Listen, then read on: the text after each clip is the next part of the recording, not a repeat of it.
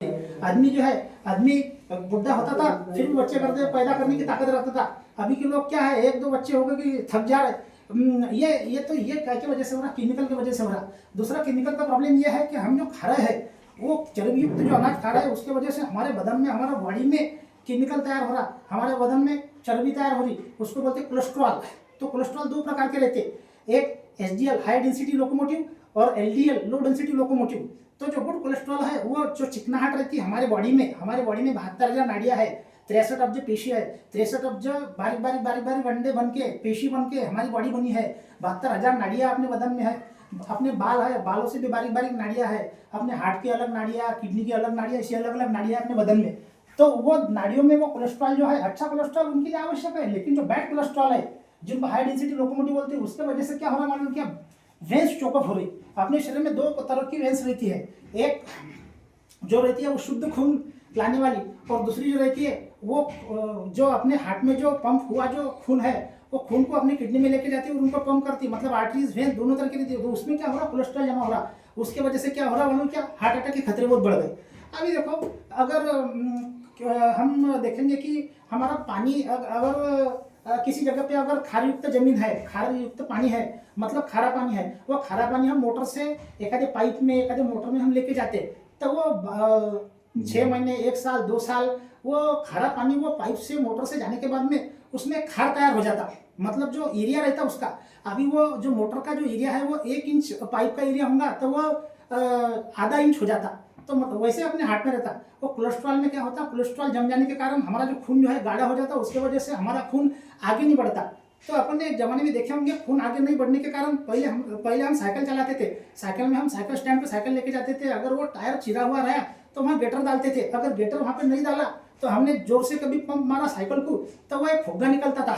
वैसा हमारे हार्ट जो है, हमारा हार्ट जो रहता है वो हार्ट से हार्ट पंप करता तो हमारा खून पूरे दिमाग में घूमता, फिर दिमाग में घूमने से बाद में हमारे पूरे बदन में घूमता, बदन में घूमने के बाद में वो अपनी किडनी के पास आता। किडनी क्या रहती, किडनी अपना फिल्ट्रेशन करती खून को, किडनी ने खून को फिल्टर करने के बाद में उसमें से मूत्र जो है, मूत्र अपने यूरिनरी ब्लैडर में आता और वहां से मूत्र निकलता, और फिर जो किडनी ने शुद्ध किया हुआ जो खून हो वो फिर से हमारे हार्ट की तरफ जाता, फिर हमारा हार्ट पंप करता। ऐसा 1 मिनट में 72 बार हमारा हार्ट पंप करता।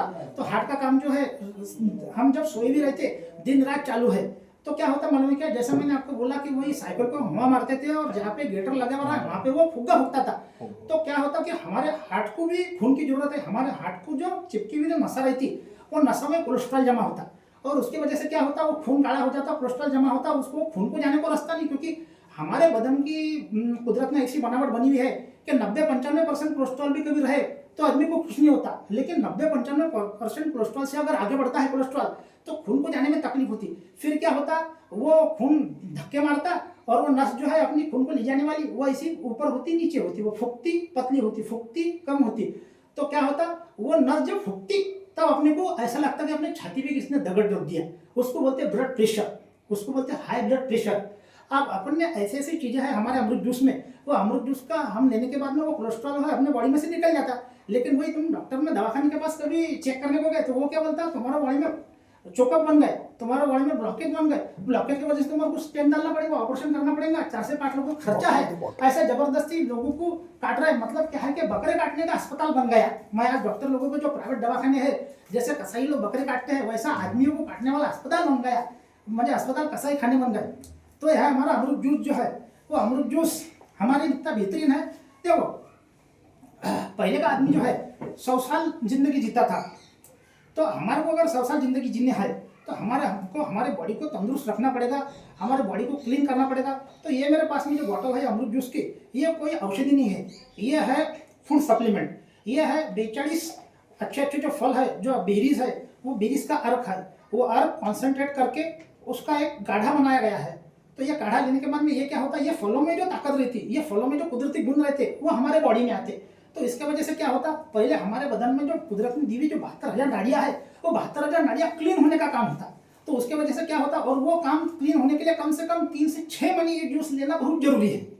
3 से 6 महीने अगर लेते हैं तो हमारी बॉडी पूरी क्लीन हो जाती है, हमारी नस नाड़ियाँ पूरी शुद्ध हो जाती है, हमारी बॉडी का पूरा शुद्धिकरण हो जाता है, जिसको संस्कृत में हम कहेंगे शोधन। तो हमारी नस नड़ियाँ पूरी शुद्ध होने के बाद में हमको ना हार्ट अटैक आएगा, ना पैरालिसिस आएगा, ना मुतखड़ा होगा, गाल ब्लैडर स्टोन होगा, ना महिलाओं को थायराइड होगा, कोई प्रॉब्लम नहीं हो सकता। देखो एक्सीडेंट अगर होता है तो प्रॉब्लम हो सकता है, लेकिन कुदरत की कोई भी बीमारी हमारा पूरा बदन शुद्ध करने के बाद में 100 साल तक हम अच्छे से जिएंगे और कोई बीमारी हमारे शरीर को छू भी नहीं सकती। इतना बोल के मैं मेरे 2 शब्द खत्म करूंगा। धन्यवाद।